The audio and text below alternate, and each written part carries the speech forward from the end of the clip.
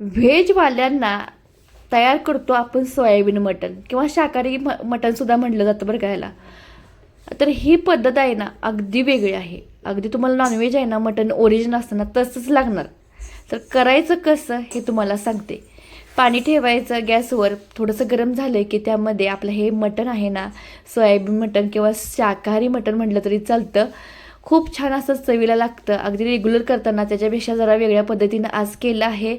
म्हणजे आपण मुरत ठेवायचं फ्रीजमध्ये आणि नंतर हे फोडणी दिलं की नाही अगदी इकडे तिकडेचे मसाले वापरून की ह्याला नाही वेगळीच चव येते. वेगळ्या नेक्स्ट लेवलला चव ना पाहिजे असेल तर नक्की ह्या पद्धतीनं ट्राय करा.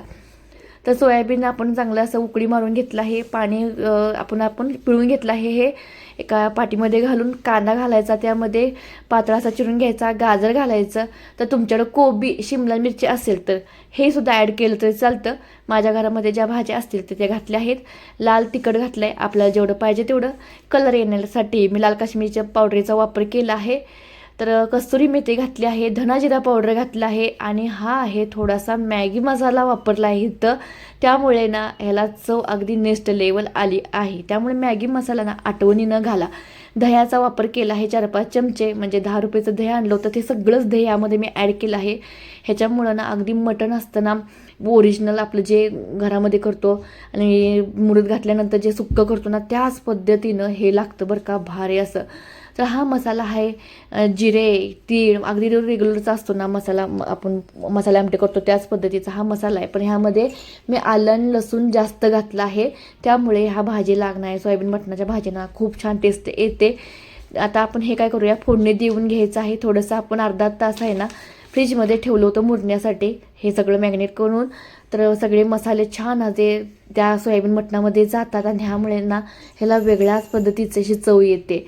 तर आता तेल चांगलं गरम करून ठेवलं आहे. गरम झालेल्या तेलामध्ये आपण सगळं साहित्य घालणार आहोत. आता ह्यामध्ये काहीसुद्धा ॲड करायची गरज नाही. कांदा घाला, टमाटर घाला, काहीसुद्धा ॲड करायची नाही गरज. तेल गरम झालं की डायरेक्ट हे सगळं आता आहे ते आपण ठेवलं होतं फ्रीजमध्ये ते काढायचं बाहेर आणि डायरेक्ट ह्यामध्ये ओतून द्यायचं. बारीक गॅस करायचा आणि छान असं परतून आलटी पलटी करून घ्यायचं. जोपर्यंत ह्याला पाणी सुटत नाही ना त्या शेवटनं ह्यामध्ये पाणी ॲड करायचं नाही. म्हणजे लाल तिखट वगैरे छान शिजलं पाहिजे आणि जे सोयाबीन मटण आहे त्यातसुद्धा पाणी ना हे झालं पाहिजे, सगळीकडे मुरलं पाहिजे आणि वेगळ्याच पद्धतीने ह्याला चव येते. नक्कीच सांगा, ही भाजी केल्यानंतर ना तुम्ही मटण ओरिजिनल मटण ना विसराल. सुक्कं अगदी असतं ना त्याच पद्धतीने लागतं. तुम्हाला घट्ट पातळ कसं पाहिजे तसं त्या पद्धतीने करू शकता. ह्याला बघा आमचं चिकनला जसं आमचं पाणी सुटतं ना चिकन शिजवत घातलं तसंच अशा पद्धतीनं ह्या सोयाबीन मटणाला बघा पाणी सुटलं आहे. काहीसुद्धा पाणी ॲड केलं नाही. आता पाणी ॲड आपण करणार आहोत. पाणीसुद्धा गरम करायला ठेवलं होतं मी. तर हे बघा तुम्ही बघू शकताय यामध्ये तुम्ही पाणी तर किती छान सुटलं आहे. असं सुद्धा तुम्ही चपातीबरोबर गरम चपातीबरोबर किंवा भातावर खाल्लं तरी सुद्धा चालतं. पण ह्यामध्ये थोडेसे मसाले कच्चे राहतात असं आपल्याला जरा शंका वाटते, म्हणून मी त्यामध्ये पाणी घातलं आहे. थोडंसं पातळसुद्धा केलं तर मी जितकं पाणी घालेल तेवढं ती सोयाबीन मटण आहे ना ते ऑब्झर्व करून घेत होतं. गरम गरम खाणं असाल तर हे असंच पातळ राहू शकतं, पण थोड्या वेळ आपण हे ठेवून खायला घेतलं तर ते पाणी सुकलं जातं, कारण की सोयाबीन मटणामुळे ना पाणी ऑब्झर्व करून घेतलं जातं.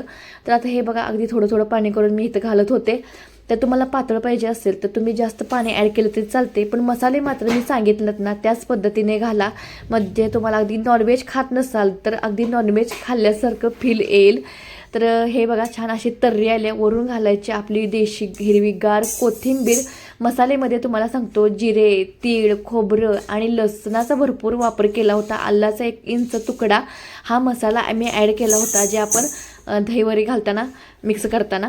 तर बघा हे तयार झालं आहे. रबरबीत दह्यामुळं ना वेगळीच टेस्ट लागते. दहीसुद्धा आवर्जून घाला.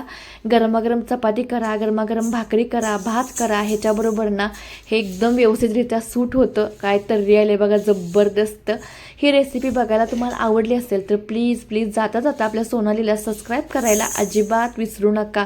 तर गरमागरम भाकरी केलती आणि गरमागरम भाकरीबरोबर ना वेगळ्या छान असं भारी लागत होतं. अगदी ओरिजिनल मटण खाल्ल्यासारखं जे आपलं बोकडाचं वगैरे असतं तसंच.